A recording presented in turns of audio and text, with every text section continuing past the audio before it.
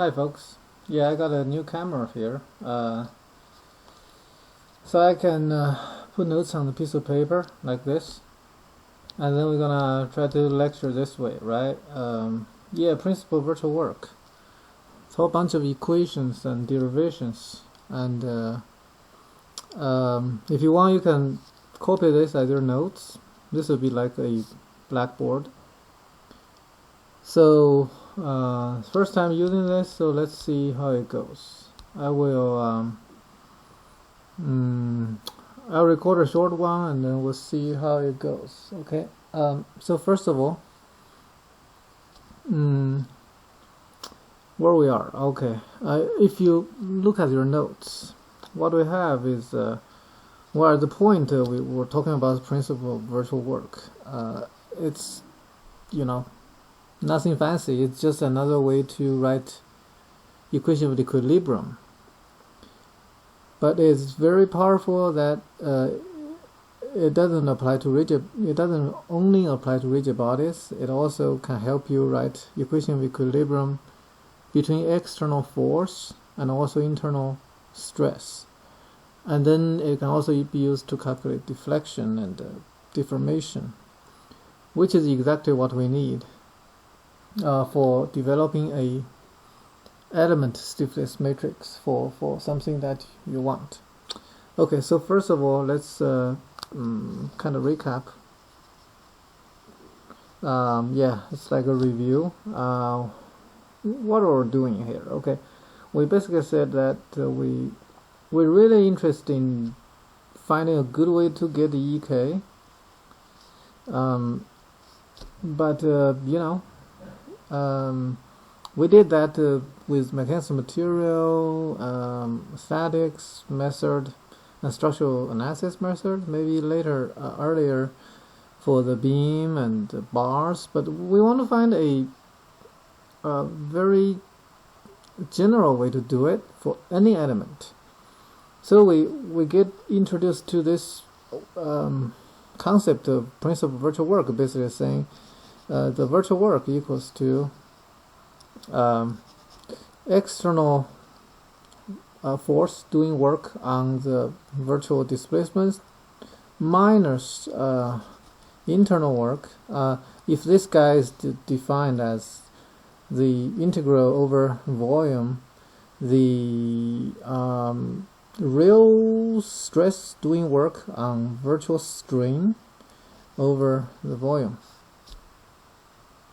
I think that's where we are. And then we further say that, this guy is pretty easy to calculate. I mean, if you have some forces, you just use all the forces and then times where they are acting at and then do the virtual displacement. You got the work done by the forces. If you got moment, external moment, all you need to do is just to do the virtual rotation at that point. Then you're done. Okay, but this part is kind of a little bit painful because we got stress here, we got strain here, and we need to do this whole bunch of integral. Okay, it's tough. One thing that's really helpful for us is that because work is a scalar. I mean, those are not vectors anymore. So this one is really in the most generalized 3D sense. It's really integral of the stress in x direction times the virtual strain in the x direction plus stress in y direction times the virtual strain in y direction plus, the drill. Then you have the shear stuff, right? You have tau in xy, then times the virtual of engineering shear strain xy plus tau in xz times engineering shear strain xz. Okay, that's all good, and then times then dv. The beauty of this is that every single one of these they're not scalar, they're just a number. I mean, yeah, it looks pretty fancy, but it's just a number. So if we know how to write this, if we know how to write this, we have to write this. We know that by principle of virtual work, if you put those guys together, you should get 0. That's the equation 1. And we also showed you that in this way, because the virtual displacement, virtual strings, they are arbitrary, which means they can be anything. In fact, this one equation, depending on how many virtual displacement terms you have, it can actually turn into multiple equations. Then we basically said, okay, well, that's all good, but you know, there's a virtual displacement here. This is virtual rotation, which it's probably like some derivative of virtual displacement. That's fine. But what about those guys? I mean, those virtual strings. So we basically said, okay, well, if you want to find a relationship between virtual displacement and you know, virtual string. In fact, if you just want to find a relationship between displacement and string, we have this thing we call the theory of infinitesmal string you can use. Okay, so basically what it says is that you know, if you represent those, then either it's arbitrary or it's something that you're looking for or you're unknown. If you express the displacement inside a rigid blob as the displacement functions, and then there's only 3 of them. Okay, in the most generalized 3D world, you have u in the x as a function of x, y, z, the initial location, v as x, y, z, and w as x, y, z. So if you know, mathematically represent your displacement with this, then those strings can be obtained by using this. So basically, this guy kind of coming in, we derived it in class. I'm not going to repeat. This is the, you know, recap.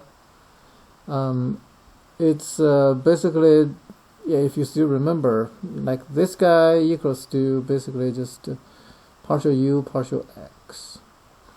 And yy, which is the normal string in y, is just partial v, partial y. And then finally z is, yeah, something like that.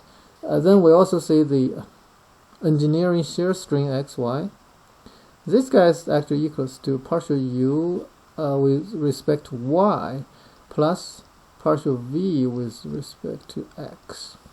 I mean, those are the theory of infinitesimal string in 2D. Okay, 3D, you got the w here, so it's easy. I mean, you just, yeah, you know the trick. So this works when the string is small, but in our civil engineering, I mean, for the most part, string is small. We're not using, you know, code formed machining like mechanical engineering guys. They need to use another string theory, but for us, this is good. So once we did that, everything's still pretty abstract. I mean, you got some like function of xyz, like what are they? So we basically said that, you know what, if you want examples, we're gonna do like a bar. For the bar, if it's 2D, it's not going anywhere, it's axial, so you don't have the u and w. Yeah, I mean, you don't have them, or you can say them, they are 0 because it's only moving in the u direction. So let me look at the notes. Whew. So you could have a function u of x, y. You're like, where's z? I mean, we're doing 2D, okay? So simply equals to times delta. So this function, I mean, delta is what has been moving at the end. Okay, this guy stretched delta. So you find out any point on this bar. If you plug in x accordingly of their initial location, this is L. If you plug in whatever that point is, this equation gonna give you how much that point moved. If you plug in L, it'll move delta exactly. Okay. If you plug in 0, this, yeah, it's right here. It doesn't move. Okay, that's an example. Okay. Then we also said, okay, here's another thing is a beam. Okay. For a beam, also 2D. The displacement function is actually quite unique. Yeah, you got your v equals to vx. So basically, it's like how much your neutral axis went up. This curve, yeah, that's your vx curve. But then when it gets to u, because the plane section remains plane, if you still remember, on the top it's going to go up, go down, go back, and on the bottom it's going to go up. So this guy is actually then equals to negative y, and yeah, it's actually partial, but since it's only function of x, it's actually dv x dx. It's actually just this. But I think in the last class we showed you how those displacement equations they actually work. Okay. But the reason we did those displacement equations is not because we want it. It is because we want to get the strings, and then the reason we want to get strings is that we want to plug them into principle of virtual work. So if we look at the strings here, you'll find out the only string this bar has is normal string, which is this one equals to partial u partial x. In this case it's just this. So in this case you can see the string here, based on the theory of infinitesimal string, the string here is a constant number. Yeah. But here we actually find out you have your inner nodes. It's kind of similar in this guy, because we assume the displacement are this way, plane section remain plane and always perpendicular. Based on the theory and based on our assumed displacement profile, you're only gonna have normal stress. So this guy actually, you find out it's equals to negative y, just differentiate this guy twice. Yeah, that's simple. So you're like, okay, well, if that's the case, then what about this virtual work thing? We don't know how you're gonna apply the external force, so that's to be decided. But at least for those two elements, we can write out the internal virtual work. That is equals to, for this guy, we actually show that because it's constant, that everything is constant. It's actually something like this: A times L. So that's actually V, and then oh yeah, actually it's not that. It's area.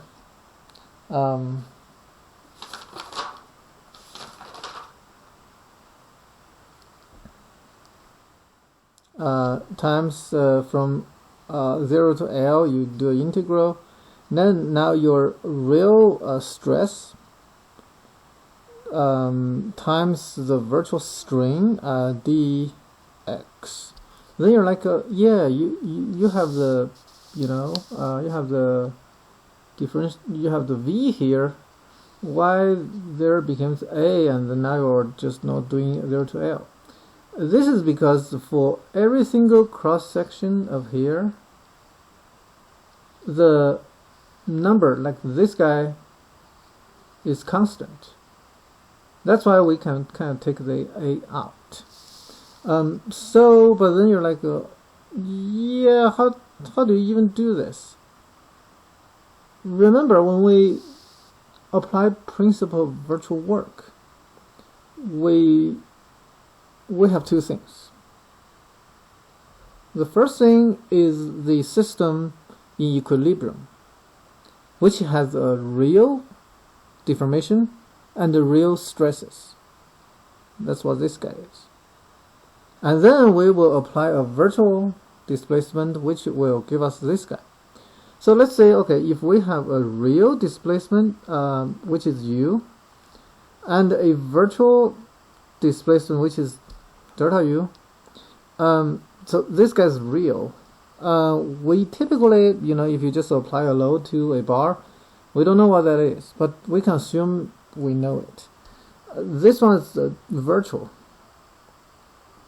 A common mistake when people start to study the principle of virtual work is that they think those two guys are somehow related, or like this guy is just this guy did some funny thing. No. Those guys, they can be totally irrelevant. This is what's really happening under a load in balance. This can be anything that doesn't violate your boundary condition. So they don't have to be like the same or whatever. So you can think of those as just different functions. So this, because of that, can really be writing as a L, and then you just do this. Partial u, partial x, times partial delta u, partial x, dx. We can write the same thing for beam, but now because the beam, what matters, the displacement function is really this guy. So we'll have a real Vx that we probably don't know, and then a virtual delta Vx that it's arbitrary. So, and we also showed the last class that the internal virtual work is basically over volume, and then the real times this guy. But we just said here, if you're gonna adopt this displacement profile, which is what we call Euler-Bernoulli beam, then you're not gonna get any other strings or stresses. Like originally we think we have like 6 of them in 3D. In 2D at least you have 3 of them. But no, we're not gonna have this. We're not gonna have this because our assumed displacement does not allow us to have those. So the only thing we're gonna have is this one term in the x direction. Normal force, normal stress. So if we write it out, you find out it will become oh, actually this e. I forgot the e here. So what we have is like v negative y d v. This is the real guy. Okay, dx square from here, and then this is a real string, right? Then I times e. That will give me the real stress. Those guys are actually this guy. And then the virtual one, that's simple. Times negative y d. Now I just need to do the virtual one. Okay. And then dv. Then, similar to what we have here, you realize that this integral over volume can be break down. Okay. It can be break down into negative becomes they cancel each other out because they're timing. The e is out, then v y square, and then dv square dx square, not square, sorry, double derivative, and d delta v twice derivative dv. And then this thing, because v is only a function of x, once it takes derivative of x, this thing is only a function of x, which means when the x is the same, this part is constant, which means if you take any cross section when x is constant along that cross section, this part is constant. So we can integrate this guy over the cross section first, then integrate this part over the length. So, you know, come down here. I'm running out of paper. What happens is that what you get is e, and then integrate over a of this guy, and dA, then times 0 to L, and then your two second order derivatives. But now this guy is just dx. And for those of you who still remember statics or mechanical materials, whatever, if you have a cross section and it does this one is by definition your moment of inertia. So in the end, for 2D beam, let's say for Euler-Bernoulli beam, the internal work, if you want to calculate it, is simply equals to EI, and then over 0 to L, and then you take your real displacement function, differentiate twice, then take the virtual displacement function and differentiate twice, and then dx. So I think I'm gonna stop here. This is just totally a recap, but next class, like I said, I'm gonna solve a popular problem, cantilever beam, a P at the end. How much is the deflection? By using this and the principle of virtual work. Okay, we'll see you next time.